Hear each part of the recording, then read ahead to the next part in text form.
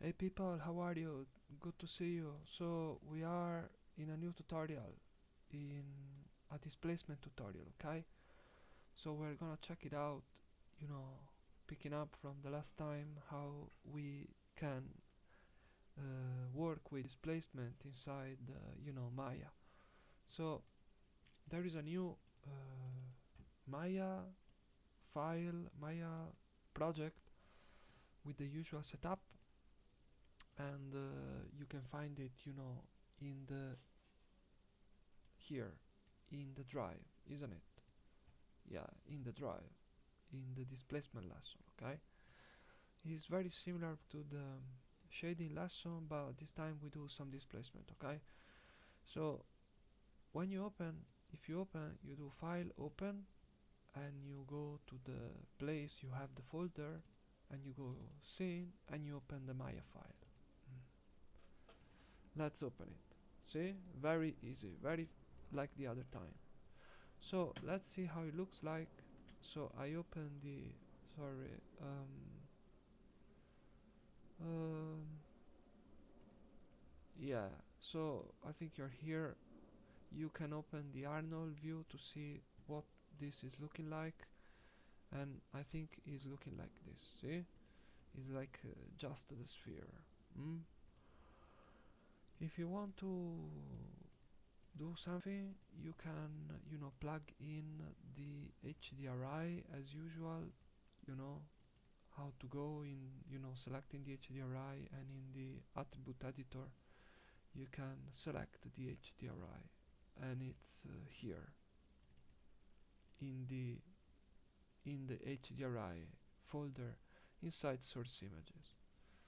Bam. Let's see how this looks like.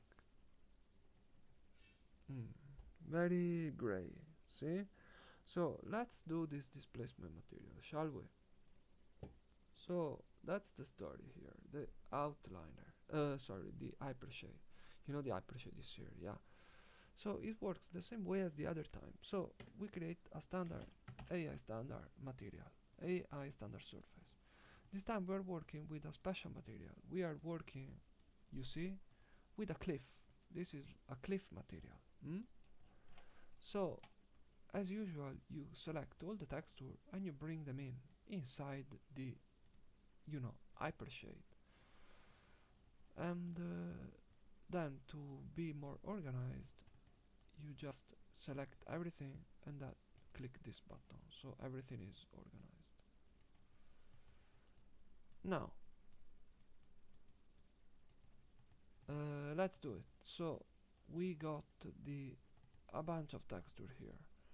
We got the albedo is base color, and so you go in the color. Same thing as we did. And then we do the roughness. It goes to the, specular roughness. And then we need to do raw and alpha is luminance, remember, on the roughness. Then we don't have the metal here because the cliff is not a metal, it's like a rock, so we don't need the metalness. Now let's do the normal map. As we know, you see the normal map, we need the normal map node, AI normal map, and then you plug it in the input from the normal map texture color input value normal camera. And let's see how it works. It doesn't matter, but this needs to go raw, okay, because also the normal is raw but not alpha is luminance. So the material, the base material, is pretty much created, but no displacement yet. We don't do the displacement just now. I, select the sphere and then go to my material that I just created as a material to view per selection, and maybe I rename it cliff SHD. Let's see how it looks. I refresh. I hope it doesn't crash. I didn't save. I am taking my chances here, as usual. So here, take a look. We have a cliff material, but this, those cliff, yeah, that has those kind of rocky layers, kind of uh, those rocks that are all these small layers. It looks nice, but it's not really interesting, and that's why we use displacement, because we can really create, feeling of up and down in the surface that really makes the difference, especially in materials like rock or those bricks we did last time. So let's do this, this displacement setup. Super easy. So far we learned how to plug in the texture in here, in the material. But to plug displacement, we need to go to the shading group, see? Here. And when you click, there is a displacement map here showing. In the property editor, you see shading group attributes, there is displacement map. So you basically middle mouse click the displacement, which is height, by the way, is the name. You select here, you take the height onto the displacement map. And see, a displacement shader appears. Then you take this and you set it to raw. It's important. And then we need to do something else. You see, it's not enough that we set the displacement in the material. We also need to tell Maya that this 3D sphere is special. It can basically take displacement in it. So if you go to the attribute, if you select the sphere and you go to the attribute editor, you got a bunch of options, but don't get overwhelmed, okay? You close everything and you have this. So don't worry about anything else except the Arnold place. Here you can set up some render kind of attributes to the geometry. The one we want in this case is subdivision. So even here, don't worry. It's like this, okay? You open Arnold, and you see something like this. You have a bunch of things. I think the one we want is subdivision and displacement attributes, not really the others. So I get subdivision, and I need to choose cut clerk. Remember cut clerk. And iteration, I already have it at 3. And then you need to set the displacement attributes. The height in this case is 0.2, then padding is 10, and scalar zero value is 0.5.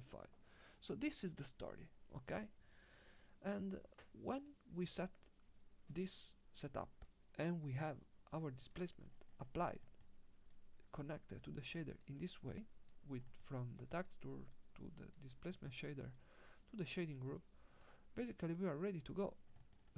We save this and we refresh the render view to see what's going on. See, what a story. Take a look. I go back and forth.